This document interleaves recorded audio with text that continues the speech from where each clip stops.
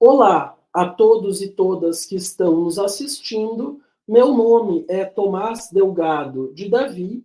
Eu sou doutorando em Relações Internacionais pela Universidade de São Paulo, bolsista da CAPES e coordenador da Rede Marx, rede de pesquisadores marxistas registrada no CNPq. Em nome da Rede Marx, eu irei conduzir esta entrevista com o professor Tiago Rodrigues, acompanhado de dois debatedores. São eles a professora Bia Oliveira, também coordenadora da Rede Marx, e o mestre Igor Bueno, pesquisador da nossa rede. O tema da entrevista é Farmacocapitalismo e Guerra às Drogas, uma análise materialista histórica.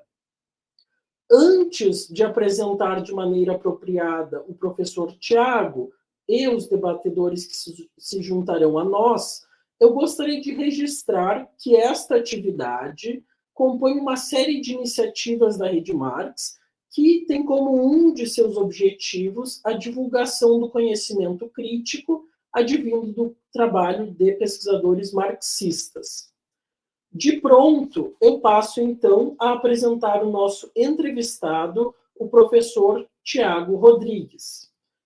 Ele é professor do Instituto de Estudos Estratégicos da Universidade Federal Fluminense, coordena o grupo de pesquisa Segurança e Democracia nas Américas, é doutor em Ciência Política pela PUC São Paulo, com estágio doutoral no IREL, da Sorbonne Nouvelle, na França, e é bolsista de produtividade em pesquisa do CNPq. Ainda apresento a quem nos assiste os debatedores que se somam a nós. Bia Oliveira, que é professor aposentado do programa de pós-graduação em Direito e do curso de Direito da Universidade Federal de Santa Maria, coordenadora da Rede Marx e doutora em Direito pelo CRIDO, Centro de Pesquisa Interdisciplinar em Direito Ambiental, Desenvolvimento Sustentável e Urbanismo da Universidade de Limoges, na França. Também temos conosco o Igor Mendes Bueno, que é mestre pelo Programa de Pós-Graduação em Direito da Universidade Federal de Santa Maria e pesquisador da Rede Marx. Na sequência, vamos adotar o seguinte formato para a atividade. Primeiro, o professor Tiago Rodrigues fará uma exposição sobre a sua agenda de pesquisa e seus trabalhos recentes, introduzindo a discussão. Depois, eu, o Igor e a professora Bia iremos tecer comentários e questionamentos para estimular, então, a discussão com o professor Tiago, aprofundando alguns desses temas. Assim, eu irei projetá-los na tela neste momento, e também passar a palavra de imediato ao professor Tiago Rodrigues para que ele possa proceder com a sua exposição. Muito obrigado, professor Tiago. Obrigado a você, Tomás. Eu gostaria de agradecer especialmente a você por ter organizado essa conversa e também à professora Bia, ao Igor, pela disponibilidade de estar aqui nessa sessão para a gente conversar um pouco sobre o meu trabalho e da minha alegria de poder me aproximar e me articular na Rede Marx, que é uma iniciativa muito importante e que me honra muito poder fazer parte dela. Eu tenho essa chance de poder contar um pouco sobre uma agenda de pesquisa que eu desenvolvo, na verdade, desde do final da minha graduação em Relações Internacionais, feita ainda no final dos anos 90, do século passado, na PUC São Paulo, numa época em que os cursos de Relações Internacionais apenas engatinhavam no Brasil, né? O curso de RI da PUC, e eu fui da primeira turma desse curso, foi apenas o terceiro curso a abrir no Brasil, e o segundo com perspectiva propriamente na área da política internacional, né? Então, éramos muito poucos, numa época ainda incipiente da pesquisa no Brasil, com pouca disponibilidade de literatura, e era enfim, o conhecimento estava ainda se sedimentando no campo das relações internacionais no Brasil, e as perspectivas críticas, em geral, eram muito pouco conhecidas entre nós estudantes. E principalmente as temáticas diferentes, né? Ou seja, as temáticas inovadoras, as temáticas emergentes. E eu, nesse momento, me interesso por uma agenda de pesquisa que se enquadra naquele momento, e até hoje, de uma certa maneira, nessas pesquisas não convencionais, porque me interessava uma área de conflito internacional, mas que não era entre Estados, portanto, não estava na agenda tradicional das teorias clássicas das relações internacionais, mas envolvia atores não estatais e agências também, agenciamentos, melhor dizendo, de estados no nível internacional, que se trata do tráfico de drogas, do narcotráfico, uma geopolítica do narcotráfico, e as medidas de política doméstica e internacionais de combate ao chamado tráfico de drogas. Naquele momento, havia, especialmente sobre esse tema no Brasil, havia pouquíssima coisa publicada. Eu destaco, na área das relações internacionais, o trabalho, naquele momento, dos professores da UNB, do curso de Relações Internacionais, que estavam, enfim, começando a trabalhar nessa dinâmica, que eram o professor Argemiro Procópio, né, que estava começando, tinha um livro sobre o trabalho, etc., e o Alcides Costa Vaz, que, junto com o Argemiro, publicou um artigo naquela época sobre o Brasil e o narcotráfico, e, enfim, e era o que havia na área de relações internacionais.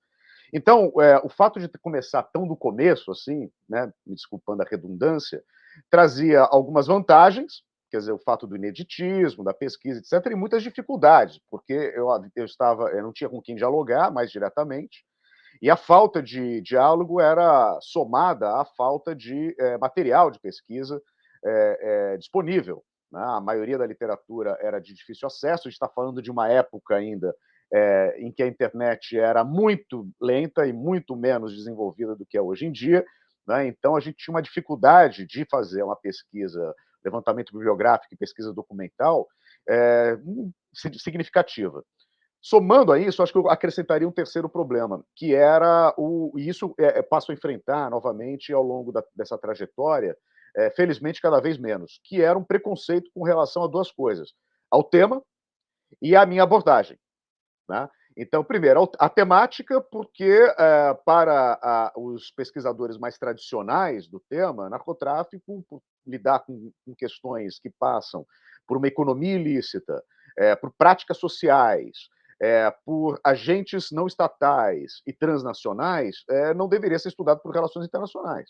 O que pode parecer um absurdo ser dito, mas que, diante de lentes mais tradicionais e estatocêntricas, faz sentido, infelizmente. Quer dizer, então, a minha agenda não era uma agenda nem realista, nem liberal, né? Então, isso é uma coisa importante de ser dita. Então, havia um certo estranhamento com a minha agenda de pesquisa no momento ainda de afirmação da área. Isso é uma coisa.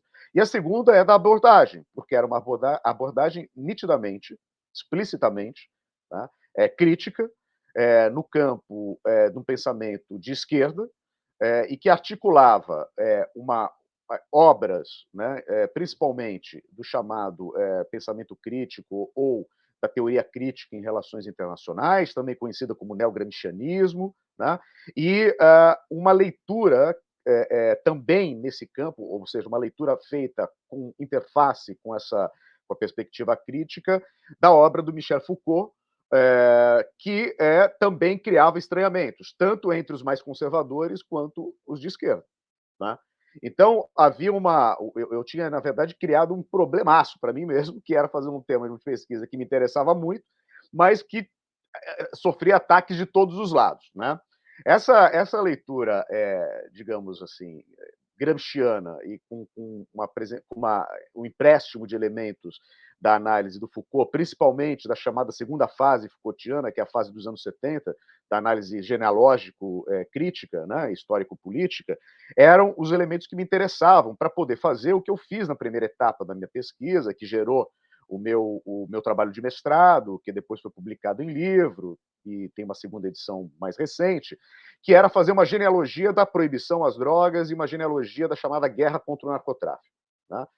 Focando na América Latina e nos instrumentos de intervenção política domésticas e continentais, né? Então, do ponto de vista doméstico, em alguns países, eu selecionei alguns casos, Brasil, Argentina, Colômbia, México, e no caso dos Estados Unidos, para sua projeção geopolítica internacional e como que a agenda continental de segurança dos Estados Unidos, a partir dos anos 80, havia transmigrado, digamos assim, para uma ótica de combate ao narcotráfico, coisa que também foi batizada e recolocada a partir dos anos 2000, com a guerra contra o terror e outras coisas mais. Né?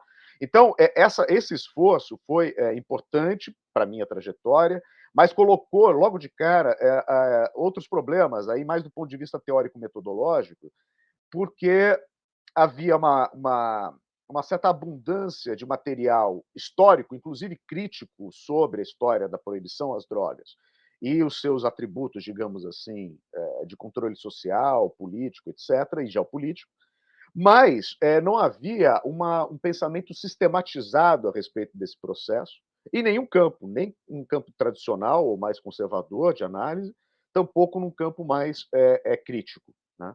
Esse elemento de ausência teórico-metodológica sempre para mim foi um embate. E hoje, olhando retroativamente para o meu trabalho, eu vejo que a preocupação que hoje me orienta de uma forma muito mais clara já estava colocada desde o começo. E que, para falar de um jeito bem explícito, era uma falta de uma teorização sobre o problema. Né? Então havia muita descrição, alguma descrição crítica, propostas historiográficas, muito material analisado a partir de documentação histórica e documentação primária, mas não havia um esforço de teorização, ou seja, de encontrar os elementos comuns e como analisar as diferenças a partir desses elementos comuns. Tá?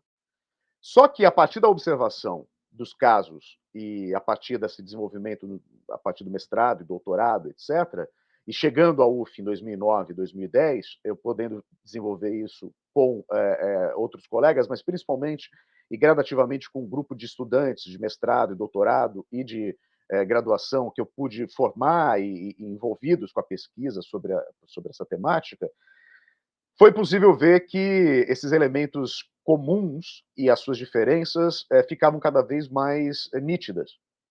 Então, eu comecei a esboçar uma tentativa teórica que foi ganhando corpo e teve algumas manifestações publicadas nos últimos 10 anos, digamos assim, que foram tentativas, né? Tentativas de teorização. Esses elementos, sempre foi o meu objetivo elaborar uma estrutura analítica que pudesse ser um marco teórico a dar vazão, digamos assim, a interpretações sobre os processos histórico-políticos de constituição das políticas de drogas de combate ao narcotráfico. Então, a partir dessa tentativa, eu fui constituindo os primeiros desenhos que chegaram mais recentemente a um desenho que eu nomeei em colaboração com colegas. É importante dizer que eu tenho procurado fazer esse trabalho sempre coletivamente. Então, esses artigos e capítulos de livro, eles são produzidos com colegas que trabalham nessa temática e têm me ajudado na iniciativa teórica, que é minha, mas com um aporte significativo desses colegas, né, e dessas colegas. Eu chamo hoje de Drug Policy Framework, que seria um marco teórico para análise de política de drogas. É o nome atual porque passou por uma série de elaborações e reelaborações, né, nos últimos tempos, e chegou a um modelo mais ou menos analítico que me interessa e que eu estou já exercendo tentativas de aplicação teórica nas minhas próprias iniciativas e com esses meus estudantes de pós-graduação.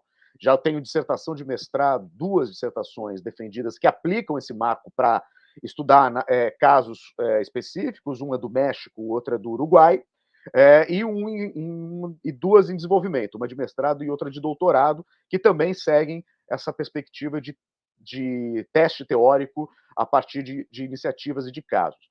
Só para resumir, essa estrutura é uma estrutura no sentido não rígido, propriamente estruturalista do termo, mas no sentido da adaptabilidade histórico-política. Daí a importância, me parece, de uma perspectiva materialista histórica e histórico-política para entender que há um processo esse processo responde a dinâmicas da produção e do modo de produção capitalista, da formação e da reprodução de modelos políticos repressivos e punitivistas que se acoplam à gestão do capitalismo em sociedades contemporâneas, né? Mas essa estrutura ganha, obviamente, contornos que se transformam, tanto do ponto de vista da linha histórica, quanto do ponto de vista da sociedade específica em que a gente estuda. Tá? Então, é um modelo que tem uma proposta de articulação de níveis de análise, são 6 níveis de análise, que eu vou mencionar rapidamente aqui, e esses níveis de análise, a hipótese é que eles existem em todos os casos que a gente for estudar. Agora, como eles existem, como eles se articulam, vai depender do momento histórico e da sociedade em que a gente analise. Né? Então, esses modelos, eles têm uma certa precedência histórica, esses níveis, melhor dizendo, mas uma vez funcionando, eles funcionam todos ao mesmo tempo, como uma engrenagem complexa em que cada trecho dessa engrenagem, desse mecanismo, funciona impulsionando um ao outro. Né? Então, a ideia é que existe um nível de análise básico que eu chamo de societal, moral, que são os conjuntos de práticas e conjuntos de formulações ideológicas que dão base e legitimidade e, portanto, constroem uma hegemonia do ponto de vista gramsciano para o discurso antidrogas e que se baseia mais remotamente nas nossas, enfim, tradições judaico-cristãs com relação ao uso de substâncias psicoativas, etc., e mais contemporaneamente com modelos civilizatórios impulsionados a partir da Europa da Revolução Industrial, depois dos Estados Unidos, de modelos de modernidade que se expressam em modelos higienistas de sociedade, etc.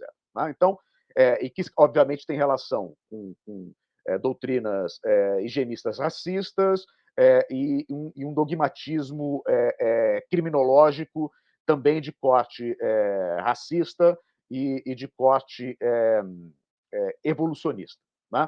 Então, essa dinâmica que tem a ver com a formação e ampliação do sistema capitalista, da moral burguesa e como ela incorpora a questão da proibição ou da interdição do uso de certas substâncias, faz parte de uma base que é o primeiro nível de análise societal moral, que é fundamental para a construção dessa hegemonia, a partir da qual os outros níveis de análise vão ser possíveis. E esses níveis de análise daí são os seguintes, né? A formação de uma lógica médico-sanitária, que vai se basear, então, na necessidade de reprimir hábitos em nome da saúde coletiva e individual. Depois, a proibição de determinados elementos, de determinadas drogas e práticas relacionadas a essas drogas, gera um regime de criminalização, né, um regime penal punitivista, e que, portanto, produz, na esteira da criminologia crítica marxista, né, produz um crime. Né, e esse crime tem 100 anos, mais ou menos, de idade, que é o crime do tráfico de drogas, uma coisa que não existia até a década de 10, né, do século XX.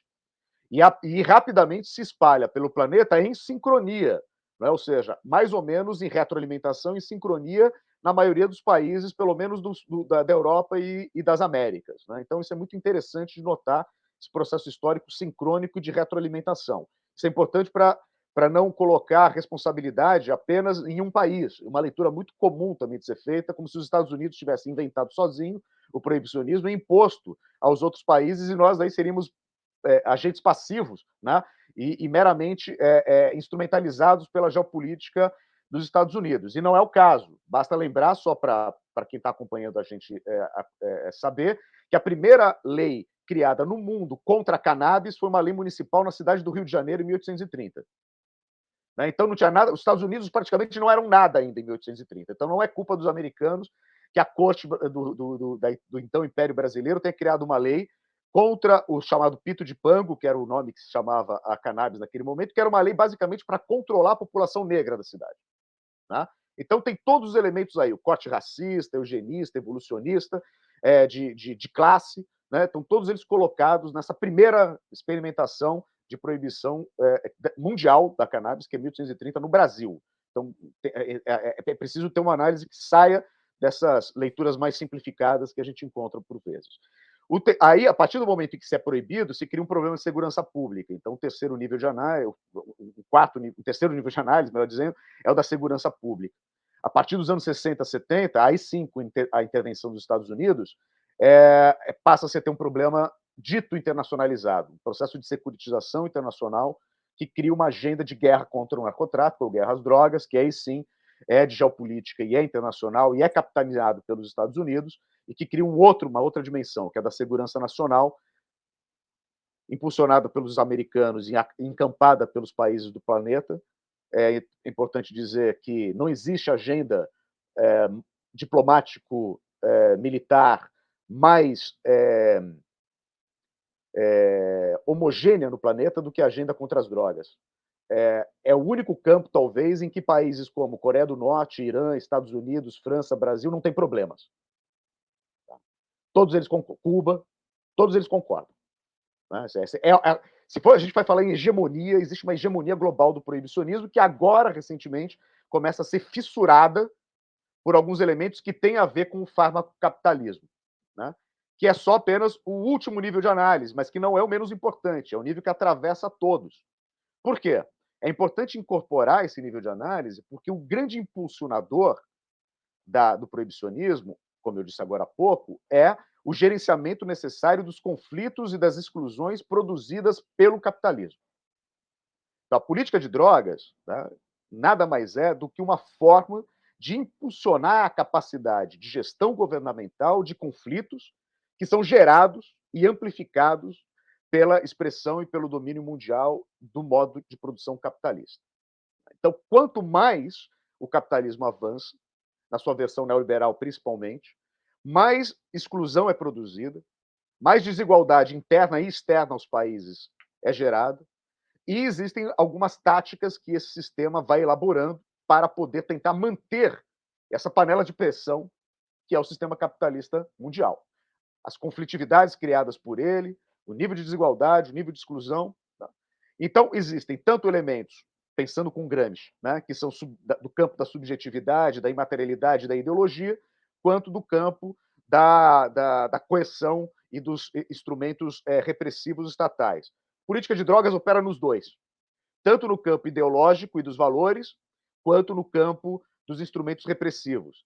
Opera tanto no campo de uma biopolítica, aí acoplando o elemento Foucaultiano, né, de gestão das populações com um discurso de saúde pública e, ao mesmo tempo, de repressão a elementos ou substâncias que supostamente são perigosas à saúde pública. Esse conjunto é também ideológico do ponto de vista da aceitação que uma moral punitivista repressiva ampara e cria como plug, né? Como acoplamento possível para que essas políticas sejam facilmente aceitáveis no ponto de vista das sociedades mundiais. Então, por conta disso, a gente tem um grande instrumento de gestão do capitalismo global, que é a proibição às drogas. Mas não é só esse elemento de gestão, também é um elemento de impulsionamento do capitalismo global. Porque, justamente, uma das pontas de lança, tanto do desenvolvimento tecnológico quanto da geração de riqueza no planeta Terra hoje, é a indústria farmacoquímica. Quer seja nas suas versões e utilizações ilegais, quanto nas suas versões legais. Né? Assim, a gente costuma dizer que no mundo hoje em dia, né, as pessoas são classificadas entre medicalizadas ou drogadas. E isso é apenas uma questão de definição legal e, portanto, política, porque a definição ela tem um fundo político que vai demarcar essa linha que divide o legal do ilegal. Né? Porque muitos trabalhos mostram, o meu amplifica, em algum sentido, que não é muito difícil, o sistema ONU, por exemplo, jamais conseguiu encontrar elementos que sejam plenamente convincentes para que algumas substâncias sejam proibidas e outras não. Tá? A gente vê casos de substâncias sendo toda hora inventadas pela indústria farmacoquímica, vendidas como panaceias e depois operacionalizadas, instrumentalizadas no mercado ilícito. É o caso, por exemplo, dos opioides nos Estados Unidos, hoje em dia. Né? Os opioides, eles não têm, a origem da chamada crise dos opioides nos Estados Unidos não é da indústria ilegal, né? É da indústria legal farmacoquímica estadunidense e desse conluio que existe entre a indústria farmacoquímica e o estamento médico, né? Que são grandes provedores de lucratividades para o capitalismo global e que, a partir daí, estimulam o sobreuso e o uso irregular, digamos assim, não só irregular do ponto de vista legal, mas pernicioso, prejudicial à saúde, de substâncias que são altamente aditivas, ou seja, geradoras de dependência química, e criam, portanto, uma crise. Essa crise foi criada pelo capitalismo. Não havia crise de opioides até 20 anos atrás, então esse é um exemplo do que o proibicionismo produz. Né? O proibicionismo não produz o chamado fim do narcotráfico e o fim do uso de drogas, como ele oficialmente se propõe, mas ele promove a sua atualização e seu redimensionamento o tempo inteiro. Uma outra faceta dessa economia do farmacocapitalismo global, a gente vê com o gradual processo de normalização do uso da cannabis no plano mundial. Né? Então, uma droga que até 25 anos atrás era quase que unanimemente demonizada no mundo inteiro, passa hoje em dia não só a ser incentivada, como, em muitos sentidos, apresentada como uma espécie de outra panaceia. Né? Ou seja, os mais radicais dizem que serve para qualquer coisa, praticamente, e enquanto que os mais ponderados dizem que não, que é uma substância como tantas outras e que tem aplicações mais restritas específicas, ainda que tem aplicações que foram ignoradas pelo regime proibicionista desde o começo do século XX em diante, ainda que seja uma substância milenarmente conhecida e com aplicações registradas em muitas outras tradições terapêutico-medicinais que não ocidental. Tá? Mas a reabilitação ou a habilitação da cannabis faz parte de um processo de reacomodação do regime global de drogas. Então, essa análise promoveu uma alteração na minha própria forma de analisar esse processo. Eu parei de falar menos em proibicionismo e passei mais a falar de regime global de drogas. Passei a falar menos de proibicionismo e passei a falar mais de política de drogas. Por quê? Porque o proibicionismo, ou seja, a parte repressiva, negativa do processo, existe, mas ela é só uma das facetas do regime global de drogas. Né? Uma substância como a cannabis, que fazia parte dessa faceta negativa e repressiva, agora ela já está migrando para a face da sua produtividade na legalidade. Enquanto outras tantas estão, ou continuam estando, ou passam a estar no campo da ilegalidade. O fato da cannabis ser legalizada mundialmente, como já está se prevendo e se projetando, em alguns casos já realizado, não altera o regime global de política de drogas. Né? Ele é um aspecto do regime global de política de drogas, como a gente vê nos próprios Estados Unidos. De um lado, uma crise de opioides, e para essa crise de opioides, qual é a solução que é encaminhada? A proibicionista. Repressão, punição, internação compulsória. Os mais ultradireitistas políticos e lideranças dos Estados Unidos já falam em bombardear o México. Coitado do México, né? Sempre ele. Né? Bombardear o México por quê? Porque do México vem, não é, os opioides, quando, na verdade, é certo que há opioides vindo do México hoje em dia, mas, como eu falei agora há pouco, a origem dessa crise é a própria indústria farmacêutica dos Estados Unidos. Ninguém fala, nenhum congressista republicano fala em bombardear a sede de uma indústria farmacoquímica americana. Fala em bombardear o México. Né? Como já falou e fala em bombardear a Colômbia, em bombardear o Peru, em bombardear países da América Central, etc. Né? Então, eu reformulei a minha própria análise para sair desse âmbito do proibicionismo. O proibicionismo é um dos aspectos só. Mas ele se combina com essa flexibilidade, tal qual, né, a flexibilidade, a adaptabilidade da ideologia e das práticas, portanto, da praxis do neoliberal capitalista. Existe essa grande flexibilidade. O proibicionismo é uma parte da política de drogas, porque a política de drogas é muito flexível. Ela pode adotar elementos de legalidade para potencializar lucros.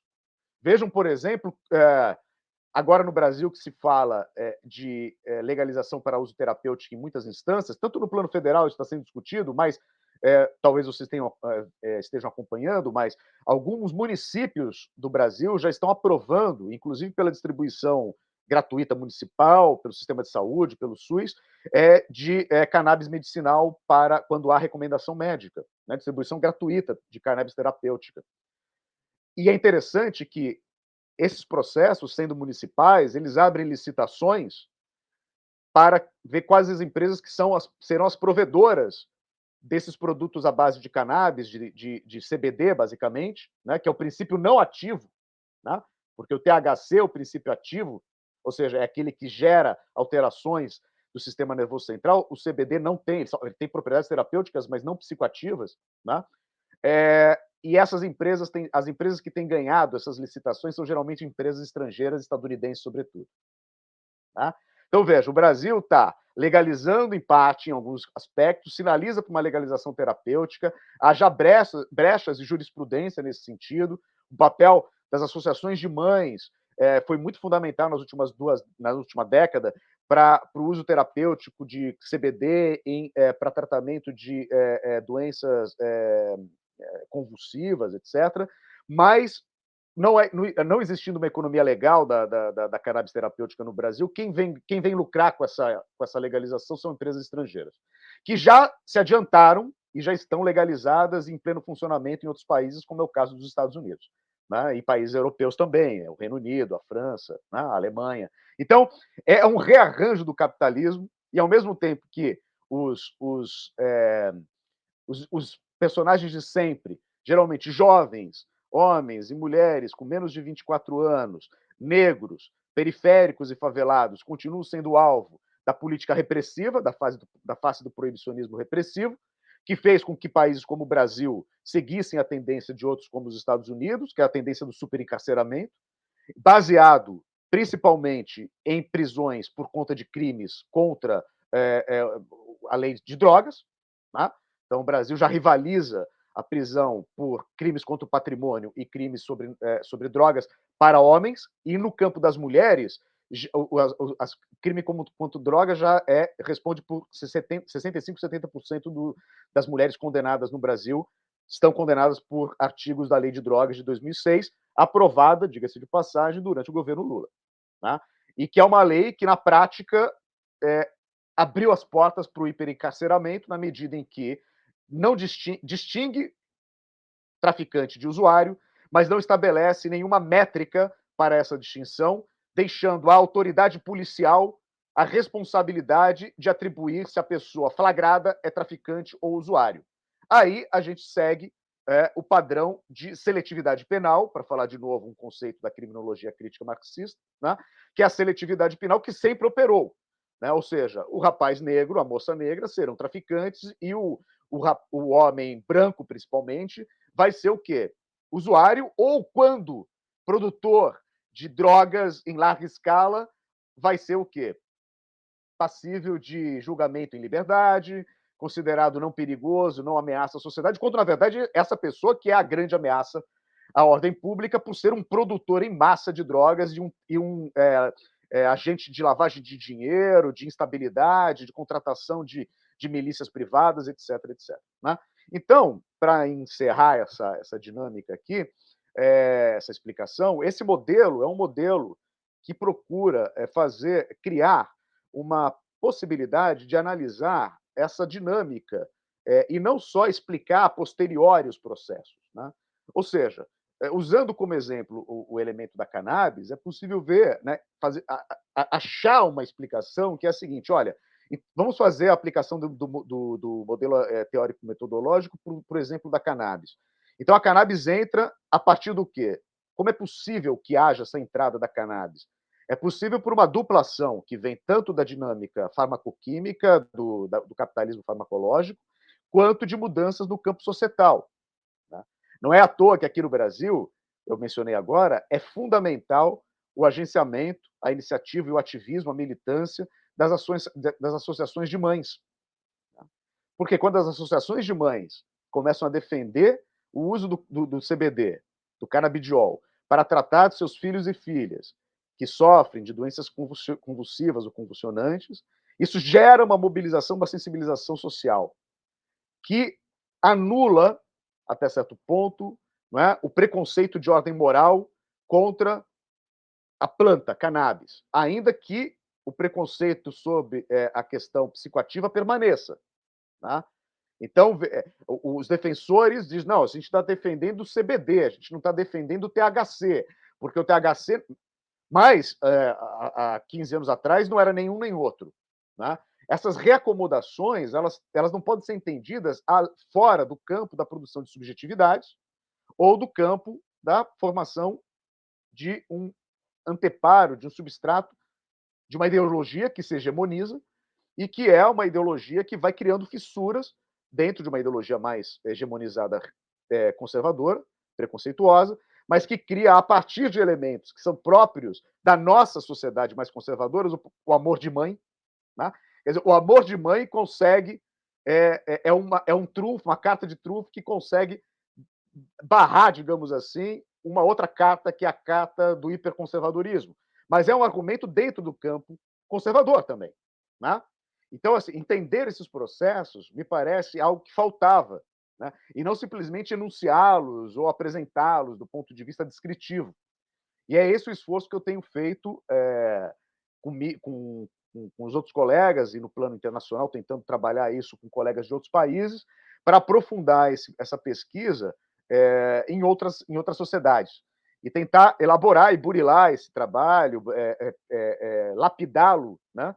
Para poder contribuir, digamos assim, com uma proposta teórica, que, além do que, né, cá entre nós aqui, tem um pano de fundo, que é esse incômodo que a mim assim, existe, que a mim me incomoda há muito tempo, e eu acredito que a vocês também, e quem vai aí está nos ouvindo também, que é esse apartheid científico global, né, que coloca que nós, do Sul Global, somos apenas consumidores de elaborações teóricas e não temos nenhuma contribuição a dar à produção de conhecimento no planeta. Né? Eu acho que essa postura é uma postura insurgente também nossa, de mostrar, não, eu acho que para tratar de questões como a policialização das Forças Armadas, a gestão dos ilegalismos da contemporaneidade, etc., o Sul Global é onde isso daí é explorado e acontece. E o Norte Global tem reproduzido essas dimensões, como apresenta, por exemplo, o trabalho do Achille Mbembe, né, o Necropolítica e outros tantos, que mostram muito bem essa migração de lógicas coloniais de volta para o antigo centro metropolitano colonial. Né? As experimentações coloniais que eles fizeram conosco, as que continuaram com as nossas elites sobre as nossas próprias sociedades, e que também é uma lógica colonial doméstica, e que agora volta em lógica de controle de populações, e no massacre de Gaza, na expulsão de imigrantes que chegam ao Reino Unido, no encarceramento e expulsão de imigrantes dos Estados Unidos, e por aí vai. Então, eu acho que a gente tem muito a contribuir, nós do Sul Global, e essa é a minha singela tentativa de contribuir desde uma perspectiva crítica, materialista histórica, e que promova uma possibilidade de leitura desse aspecto que, defendendo, né, da política de um regime global de drogas, como um tema a ser estudado e a ser problematizado no campo das relações internacionais. Muito obrigado, professor Tiago, pela sua brilhante apresentação. Foi um prazer saber mais sobre a sua trajetória acadêmica e também sobre a sua agenda de pesquisa, sobre o que o senhor tem desenvolvido nos últimos anos, o senhor e a rede de pesquisadores que o acompanham.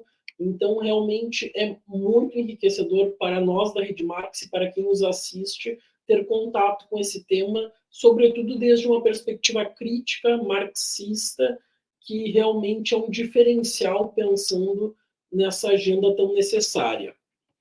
De pronto, eu gostaria de mencionar que eu havia formulado uma primeira questão que eu considero que já foi respondida, inclusive pela sua exposição, que era justamente a minha curiosidade em saber mais sobre o farmacocapitalismo e essa relação com a economia política de uma perspectiva estrutural. Eu considero que isso foi plenamente respondido já pelo senhor, e eu vou me direcionar a uma outra questão que eu formulei, certo? A minha questão é a seguinte: ela diz respeito à guerra às drogas na América Latina. Desde a chamada Onda Rosa, no início do século XXI, com com a ascensão tendencial de chefes de Estado de esquerda e de centro-esquerda na região, passando então por uma onda conservadora, também sobreposta posteriormente à onda rosa na América Latina, que representa de um lado oposto à ascensão tendencial de chefes de Estado de direita e de extrema direita, acompanhada de um forte revés neoliberal, acompanhada de uma série de golpes em países da América Latina, e pensando também no contexto atual de muitas incertezas diante dos rumos políticos da América Latina. Eu gostaria de saber se existe, diante desses governos de esquerda e de direita, com as suas devidas nuances, algum enquadramento específico que as suas pesquisas possam apontar para a questão das drogas e da guerra às drogas propriamente. Eu sei que a América Latina é muito abrangente, então o senhor, por favor, fique à vontade para mencionar alguns casos, de repente, que são trabalhados de maneira mais específica nas suas pesquisas e responda como achar melhor, de acordo com o recorte possível, sabendo, então, que dar conta de todo o panorama da América Latina não é possível aqui. O senhor encaminha a resposta, por gentileza, como for possível estabelecer esse recorte. Muito obrigado. Tomás, muito obrigado pela questão, é muito interessante e acho muito importante de ser debatida, né? Entendendo a onda rosa efetivamente, quer dizer, a primeira década do século XXI, a gente tem posições que não são idênticas, tá? Com relação ao regime de drogas, digamos assim, as políticas de drogas, né? De um lado, a gente teve um governo, como foi os 2 primeiros mandatos de Lula, que eu já mencionei um pouco isso daí, quer dizer, a lei de drogas de 2006 é uma lei complicada e problemática, né? Porque ela não foi elaborada apenas nesse momento, ela vem de discussão anterior, ela teve quase 10 anos de debate, ela foi muito difícil de ser elaborada, e o resultado dela é um resultado híbrido, ela tem algumas intenções que a gente poderia chamar de progressistas, mas ela tem um corpo que ainda é repressivo. E ela é uma expressão da sociedade brasileira, como o Congresso, né? Então, o Congresso basicamente conservador, tá?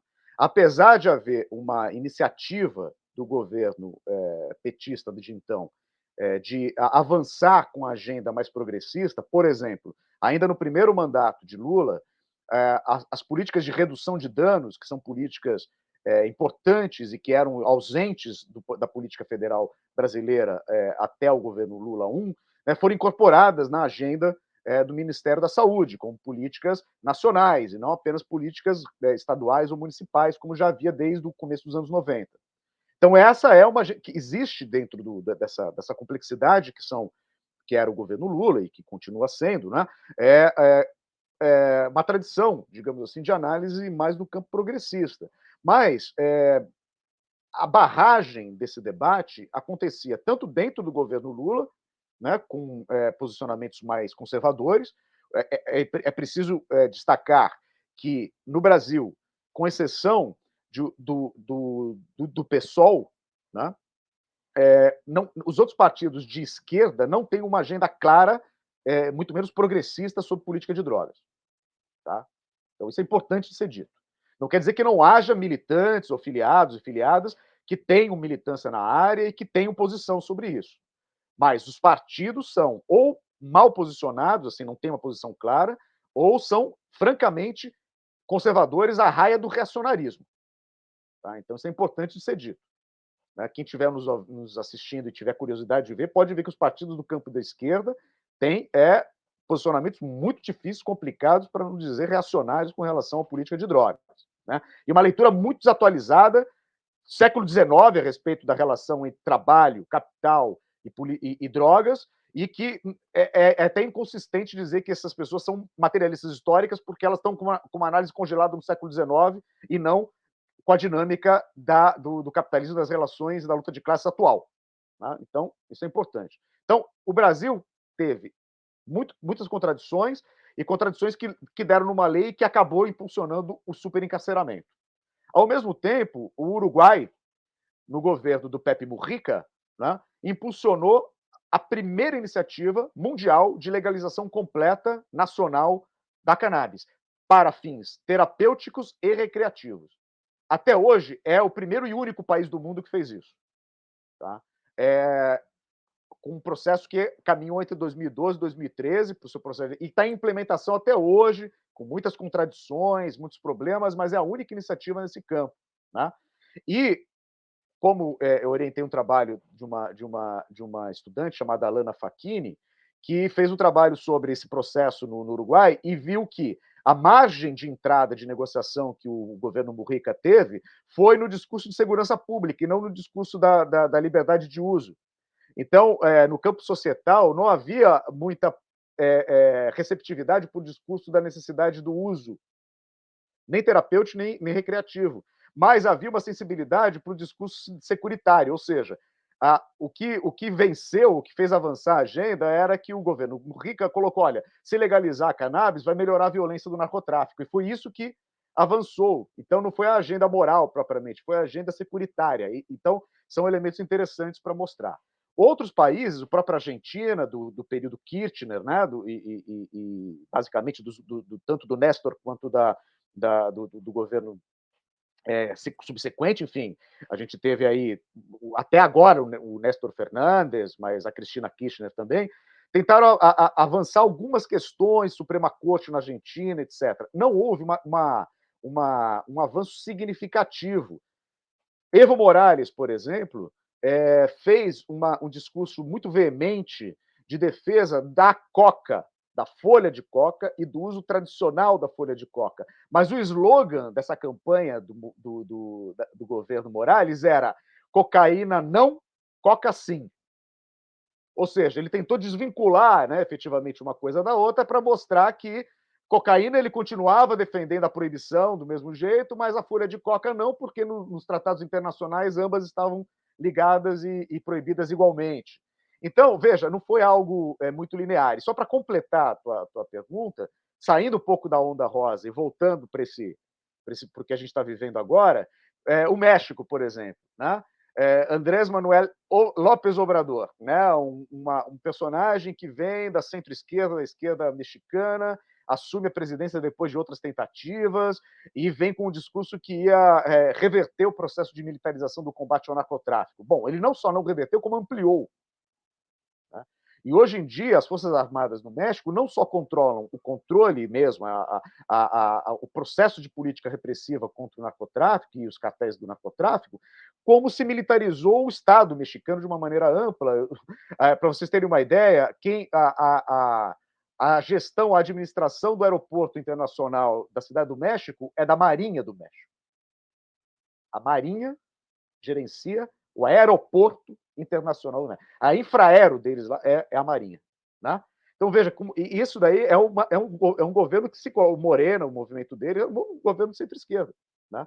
Então, esse é um problema seríssimo, que não é apenas uma questão os governos de direita e de ultradireita não tem grandes problemas a gente entender o processo. Por exemplo, o governo Bolsonaro fez avançar muito as chamadas comunidades terapêuticas, que são entidades de direito privado, geralmente, ou com muita insistência, né, vinculadas a alguma denominação religiosa, sobretudo evangélica, que se dedica a tratar de usuários ditos problemáticos de psicoativos. Isso é altamente questionado pelos especialistas em tratamento de usuários problemáticos. O governo Bolsonaro ampliou muito o financiamento para essas entidades, sobretudo as evangélicas. Mas agora, o primeiro ano do governo Lula, não houve um retrocesso nesse processo. Ele foi mantido mais ou menos como estava. Né? Então, a gente tem um diálogo contraditório também, né, entre as chamadas esquerdas no poder e a política e as políticas de drogas. Não é uma relação linear entre mais progressismo com as esquerdas e menos progressismo com a ultradireita. Até possível, né? Veja o caso de Milei agora na Argentina. O que vai acontecer não se sabe, mas quando questionado sobre a questão da legalização das drogas, ele, defendendo a sua postura ultraliberal, disse que ele é favorável à legalização e que o mercado dê conta. Tá? É claro que o que ele está defendendo não é o tipo de legalização que eu defendo e que os meus colegas de esquerda defendem. Ele defende uma legalização absolutamente do mercado, da anarquia do mercado, né? Mas ele defende a legalização, enquanto alguns partidos dizem que a legalização, em qualquer modo, alguns partidos de esquerda dizem que a legalização de qualquer tipo é o demônio sobre a terra, enfim. Então a gente tem um debate que é bem complicado e que costuma dar muita polêmica dentro dos partidos. Eu mesmo tive problemas em uma agremiação anterior em que eu estive por conta dessa questão de política de drogas. Tá? E sem abertura para o debate de posicionamentos muito refratários a qualquer tipo de questionamento mais incisivo. Professor, muitíssimo obrigado pela sua resposta. Foi brilhante no sentido de que eu fiz um questionamento amplo e complexo por tudo que ele dá conta, e o senhor foi capaz de estabelecer um panorama muito certeiro, tratando de casos específicos, mas que complementam, então, justamente no sentido de responder essa questão da melhor maneira possível. Então, tenho a agradecer ao senhor, tenho certeza que quem está nos assistindo aprendeu muito com a sua explicação, e eu passo de pronto a palavra para o Igor ou a Bia proceder com o próximo questionamento, quem se habilitar primeiro. O Igor está sinalizando. Posso me habilitar? Claro, por gentileza, Igor, a palavra é tua. Pois bem, obrigado, Tomás, e mais uma vez, especialmente obrigado, professor Tiago, né, pela tua contribuição conosco de trazer aqui para a rede essa temática tão central e também pela tua exposição, que, aliás, assim como o Tomás comentou em relação ao questionamento dele, também já contemplou, para mim, pelo menos, contemplou plenamente um dos meus questionamentos centrais, que era justamente sobre a exposição dessa perspectiva metodológica da Drug Policy Framework, né, e como essa metodologia de análise se relaciona com o método do materialismo histórico, né. Mas, como dissesse, esse marco, ele inclui, entre os seus pilares teóricos, além das perspectivas da biopolítica, de Foucault, também a chamada economia política das drogas ilícitas, né, que passa a ser um dos níveis de análise desse referencial. E aí eu penso que, para quem é do campo marxista, que esse nível da economia política das drogas ilícitas pode suscitar um interesse maior, inclusive para instigar novos pesquisadores que pretendem estudar a questão da política de drogas. E aí eu pergunto, qual seria o estado de coisas, ou mesmo se existem pesquisas, qual o estado de coisas das pesquisas, ou mesmo se existem pesquisas que abordam esse nível analítico com certa centralidade, e se existem sugestões de caminhos ou de temas que ainda sejam pouco explorados e que possam ser abordados dessa perspectiva. Obrigado, Igor. Ótimo, porque eu concordo com você. Eu acho que tem uma centralidade, sim, e é interessante mostrar também, porque aqui, quando a gente está conversando aqui entre colegas, a gente vai abrindo essa caixa preta que é fazer pesquisa, né? E é legal que as outras pessoas vejam, porque quando a gente publica um texto, a impressão que dá é que você recebe um produto pronto ali, você não sabe os bastidores desse processo, né? Então, eu contei um pouco para vocês na minha exposição inicial, sobretudo no início, esse caminho mais atrás lá, sobre como a coisa começou a caminhar, mas esse nível analítico, ele foi um nível analítico acrescentado por último nesses níveis, né? Ele não tinha uma designação clara, ele atravessava os outros, mas a partir do momento eu achei que era fundamental que ele fosse um nível explícito, separado dos demais, e que tivesse não só um nome próprio e uma visibilidade própria, mas como ele rivalizasse em importância com o societal moral. E aí eu acho que a influência gramsciana é mais importante para entender por que eu fiz isso, tá? Ou como procuro fazer isso. Então, por quê?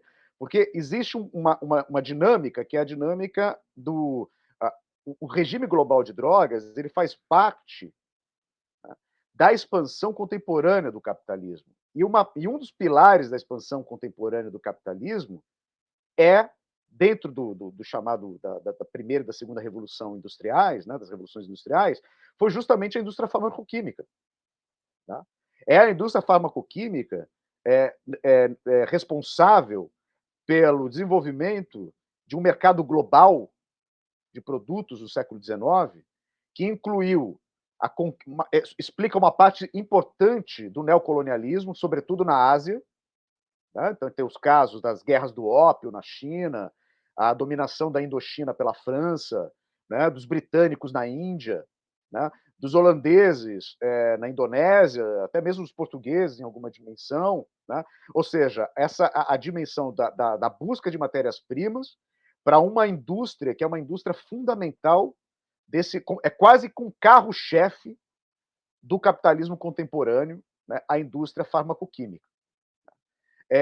E a ela se vinculam outros aspectos das indústrias do capitalismo contemporâneo, como, por exemplo, a indústria bélica, né? Não só pela necessidade do expansionismo para a conquista e exploração de matérias-primas em terras conquistadas, mas também na própria gestão da guerra, né? Então, por a guerra contemporânea, e aí existem estudos interessantes sobre isso, como que o desenvolvimento de uma série de substâncias psicoativas, sobretudo as substâncias estimulantes, nos anos 20, 30 adiante, estão relacionadas à Primeira e, sobretudo, à Segunda Guerra Mundial, né? Então, o uso, sobretudo, de anfetaminas foi desenvolvido primeiro para o âmbito militar, né? E que foi utilizado por todos, né? Da Segunda Guerra Mundial, os dois lados, né? Como um elemento não subsidiário, como um elemento central, a distribuição fazia parte da ração dos soldados, sobretudo os de infantaria, aviadores e operadores de blindados, a distribuição de anfetaminas como o Pervertin, que era a anfetamina produzida pela Bayer e por outras empresas alemãs, que eram distribuídas para os soldados alemães e que hoje em dia sabe que foi uma das grandes responsáveis pela Blitzkrieg, né? Porque sem a Blitzkrieg, aqueles soldados não teriam tido condição de operar tanques 5 dias seguidos, sem comer, quase sem tomar água e sem dormir, né? Então, esse tipo de situação mostra como há uma integração, né, entre uma economia política global e uma economia global das drogas. No Brasil, eu destacaria o trabalho do Henrique Carneiro, que é um historiador marxista da USP, né, que é um amigo meu de muitas décadas e que tem um trabalho muito importante sobre história do proibicionismo, história das drogas, história dos alimentos e das drogas, né? Bebidas alcoólicas e outras formas de drogas. E o trabalho do Henrique, que está vastamente publicado, disponível em livros e artigos, mostra com muita clareza como essa economia global das drogas é fundamental para entender a própria expansão, primeiro do mercantilismo e depois da economia industrial global, né, do capitalismo global. Então, assim, não existiria o capitalismo como nós entendemos hoje, nem da sua fase mercantilista, de acumulação primitiva, e nem da sua expansão global, nas primeiras etapas e na atual etapa do capitalismo global, se não fosse essa economia global das drogas, né? Então, incorporá-la e incorporar essa dimensão com destaque era fundamental para entender esse elemento. E depois, também para entender o elemento da necessidade, aí sim a necessidade tática, política, repressiva de governar essas populações que são as populações excluídas, produzidas pela própria dinâmica do capitalismo. Então, só para dar um exemplo bem simples, como que a guerra às drogas opera na localidade? Cidade do Rio de Janeiro, se você observar, né, a espacialização dos grupos armados no Rio de Janeiro, e há um trabalho de um grupo importante, que é o Grupo de Estudos sobre os Novos Ilegalismos, que é de colegas meus aqui da UF. Eles produzem uma certa cartografia, desses grupos, e chega-se à conclusão de que o Estado no Rio de Janeiro, ou seja, o poder público, controla aproximadamente 20% da área metropolitana do Rio de Janeiro. O restante está dividido entre milícias e facções do tráfico, sobretudo o Comando Vermelho. E milícias que não são uma só, são várias. Tá? Alguém que observe isso, simplesmente sem saber do que se trata, pode imaginar que aquele território ali representado é uma situação de caos. É uma situação de violência, mas não é uma situação de caos. Essa economia funciona, inclusive com base na economia ilegal, que funciona e que gera mais recursos, inclusive, do que a economia legal aqui no Rio de Janeiro. Tá? O que existe no Rio de Janeiro, na verdade, não é uma ausência de Estado no sentido de ausência de governo. Existe uma sobreposição de muitas formas de governo. É o governo da facção do crime, é o governo da milícia, é o governo da polícia, eventualmente é o governo do exército, que ocupa favelas. Então, tem muita gente governando. E é importante para quê? Para conter como eu disse, a metáfora da panela de pressão, essa panela de pressão que é a exclusão no Rio de Janeiro. Tá? Como é que o capitalismo consegue continuar acumulando, gerando tanta exclusão? É preciso controlar isso. E uma das formas é o controle por meio das táticas de governo e de controle social. E num país como o nosso, e na América Latina em geral, isso se trata do controle da pobreza. E dentro do controle da pobreza existe o controle do chamado crime organizado, ou da criminalidade. E dentro do controle da criminalidade, o que mais mobiliza e gera apoio e, portanto, base, legitimidade e hegemonia é a questão das drogas. Por quê? Porque lá atrás existe o senso comum lastreado no campo moral e societal de que as drogas são ruins. Ponto final. Né? Então, qualquer pessoa que lide com as drogas, desde que não seja branco e empresário, é perigoso para a sociedade como um todo. E precisa ser controlado. E isso justifica e legitima qualquer tipo de violência. Né? Então, se um rapaz negro é morto, isso é naturalizado e justificado. A gente sabe que no Brasil, a estatística é cruel, a cada 20 minutos, um jovem negro é morto no Brasil. E, geralmente, é alguém que está envolvido em alguma questão tida como em confronto com a lei, ou narcotráfico, ou coisa do tipo. Então, isso é absolutamente normalizado e absolutamente rotinizado e legitimado socialmente. Né? Então, sem entender como que a política de drogas e a ideologia lastreada no moralismo antidrogas abre espaço para a naturalização desse processo, a gente não entende como ele ocorre. E ele ocorrendo, ele beneficia o quê? Ou a quem? Ele beneficia a reprodução desse sistema capitalista excludente. Então, aí eu acho que cruzam a sua pergunta. E é tão importante que agora, olha só como e o negócio fica sempre mudando. Quando eu propus aqui ao Tomás essa conversa, eu já chamei de farmacocapitalismo, porque já mudei esse nome. A economia política é farmacocapitalismo, né? Porque é um nome que mais diretamente já explica o processo, que é essa economia política das drogas, que é tanto das drogas legais quanto ilegais.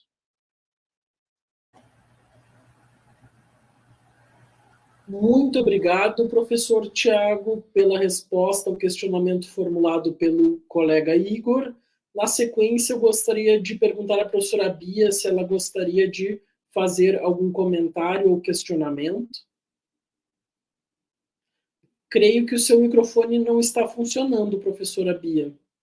Enquanto a professora Bia verifica o que pode ter acontecido com o microfone, Igor gostaria, por acaso, de comentar um pouco dessa resposta do professor Tiago? Não, eu queria aproveitar e agradecer também ao professor Tiago pelo questionamento, e disse ontem mesmo para o Tomás que o meu questionamento ele foi instigado justamente pelo fato de que algumas dessas temáticas eu me deparava com elas e me perguntava sobre se tinham trabalhos ou referenciais, né, e sobretudo referencial que desse conta de lidar com esse nível, né, de análise, claro, obviamente em articulação com os demais, mas de certa maneira com certa centralidade, o que eu não tinha me deparado ainda. E que na leitura dos seus trabalhos, aí eu me deparei, né, e para mim foi uma descoberta, assim, eu pensei, olha, que legal. Então, eu acho que, sobretudo para instigar, a nossa audiência tem muitos pesquisadores jovens, né, que estão começando agora e tal, então acho que para instigar também esses novos pesquisadores a tratar desses assuntos também, né, desde essa perspectiva. Acho que a Bia agora está com áudio. Isso, professora Bia. A minha questão, o áudio está funcionando? Sim. Bom, cabe a mim encerrar, quer dizer, fazer em primeiro lugar, um agradecimento, porque, e vou dizer por quê, né? O Tiago falando aqui, e eu pensando em algo que aconteceu comigo quando eu era professora da Unisc, da Universidade de Santa Cruz do Sul, eu convidei um desembargador gaúcho isso foi lá no início dos anos 2000, para ele abordar o tema da descriminalização das drogas. Então, vocês imaginem a época, assim, por uma ouvidoria, dizer que a professora Bia andava fazendo apologia às drogas, etc, etc. O que eu vejo, e era uma questão, era uma abordagem jurídica, simplesmente, mas o que eu vejo que o Tiago traz aqui, na leitura do texto, mas especialmente agora durante a fala, ouvindo, a cabeça vai girando e surgem milhões de questões e de conflitos que o próprio texto traz, e que eu não vou nomear aqui, que nós já passamos de 1 hora, né, da entrevista. Eu vou seguir a trilha do Igor, a dizer que eu aconselho fortemente, né, porque não se trata de um texto que está ali pronto, se trata de um texto que estabelece um diálogo muito amplo e que se desdobra em muitas temáticas. Eu pensei, inclusive, no Igor, que trata, ele e o Giovano, da Rede Marx, que tratam da questão marxismo e a questão nacional. Veja você, um tema, né, que é a questão nacional dentro desse campo, que me ocorreu aqui, como, né, a questão da produção da cannabis, né, e depois da indústria fármaco. O Brasil teria condições de responder fortemente a isso. Mas o que a gente vê, e o próprio texto já traz esse elemento, quer dizer, é a indústria farmacêutica, né, internacional, de interesses, né, dos mais variados, já estão aqui, né, já estão no domínio. Então, isso é uma questão. Outra contradição que a gente vai perceber, a relação forte, que não é de hoje, que sempre teve entre proibicionismo e a questão da seletividade penal, né? Porque, na verdade, sempre houve uma liberação de um lado, né? Sempre houve, né? Se a gente for avaliar. É uma outra questão assim, que daria, né, para muitas abordagens, para muitas reflexões do ponto de vista, né, crítico. Agora, a minha questão foi amplamente respondida no final, né, porque eu até tinha anotado aqui, ó, economia ilegal é constitutiva do capitalismo, ela é constitutiva, e isso acho que o Tiago deixou bem claro. Quer dizer, esse legal e ilegal é o eterno movimento do direito, né, para trazer na régua da legalidade ou empurrar para a ilegalidade aquilo que está diretamente vinculado para isso, né? E o Tiago é paralelo. E há uma outra discussão, o narcotráfico, se for pensar, e aí afirmações trazidas pelo TISAS, né, de pesquisas, de grupo de pesquisas que se debruçam sobre isso numa perspectiva crítica, né, e dentro, né, das contradições todas que o capitalismo apresenta, especialmente nessa quadra do capitalismo, né, que é outra resposta que ele dá, que são as guerras, nos seus momentos de crise, né? Então, é fundamental, e é fundamental para trazer um aporte para um verdadeiro debate para os campos progressistas e especialmente de esquerda. Foi outro tema que o Tiago levantou aqui, né, e que eu refleti também, foi uma das reflexões que eu tinha a fazer a leitura do texto, como nós somos carentes de elementos, né, fortes para podermos adentrar firmemente o debate que é necessário. Porque o interesse do capitalismo, por que as coisas estão caminhando, se reconfigurando? Porque o interesse do capitalismo está mudando, está num outro caminho, e as forças do capital, elas já estão se apropriando disso, né? Já estão se apropriando, e nós, qual é a nossa resposta diante disso? Né? Aí o pessoal da esquerda fica refém de moralismos, né? Claro, cada um tem as suas posições, mas é debater essa questão de uma maneira como deve debater um marxista, de uma maneira científica.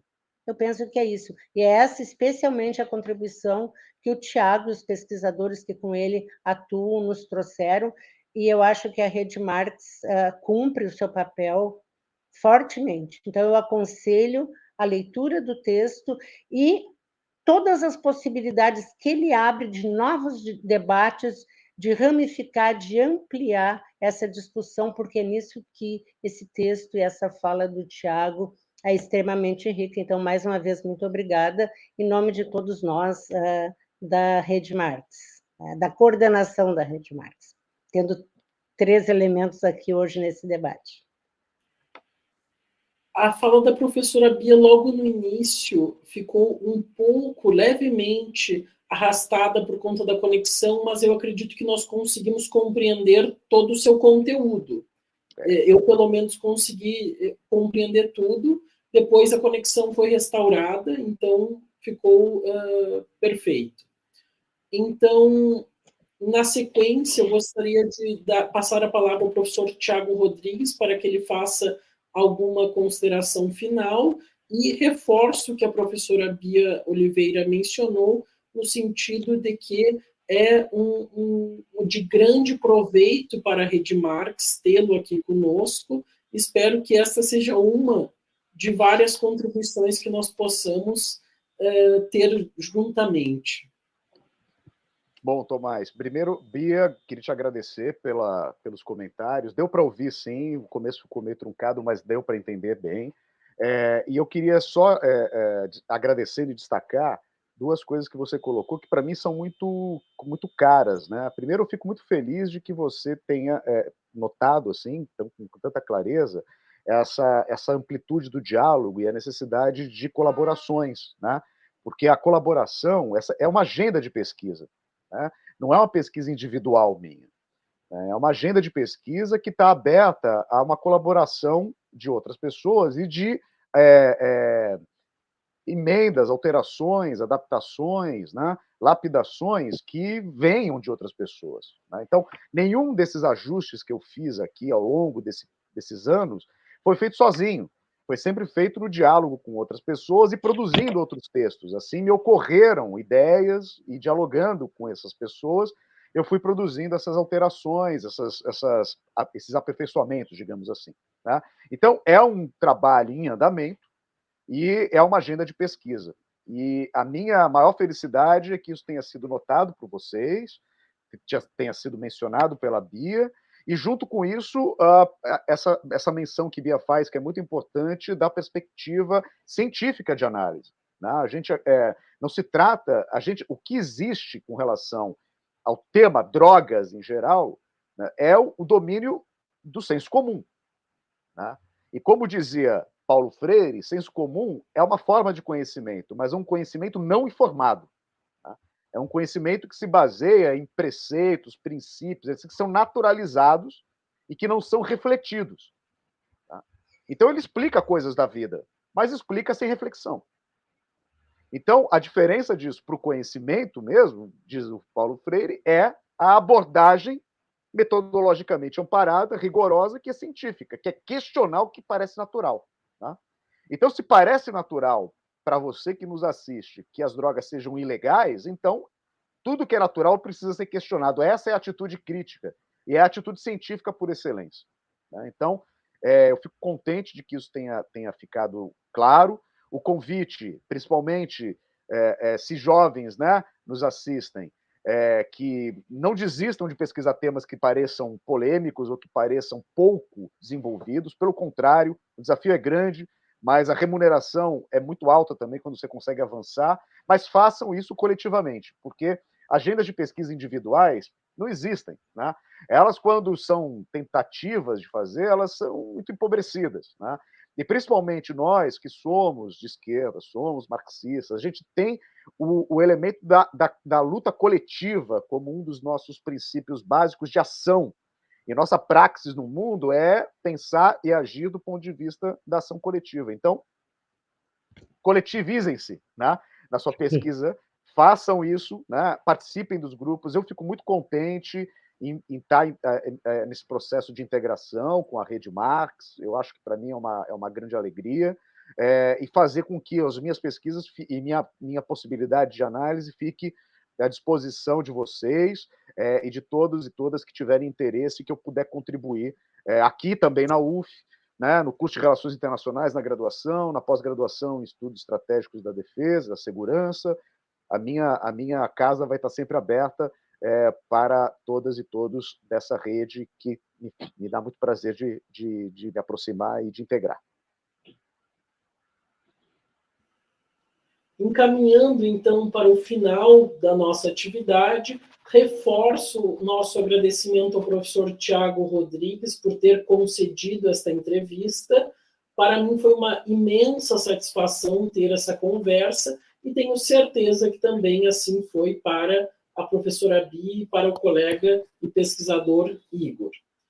Em tempo, quem gostou de assistir pode seguir nos acompanhando, seguir acompanhando as atividades da Rede Marx através das nossas redes sociais.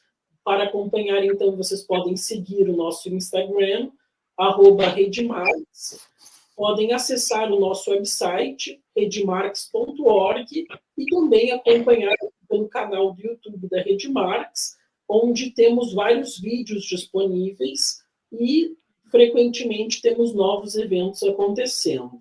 Com isso, me despeço, então, da audiência e agradeço a quem nos assistiu até aqui. Muito obrigado.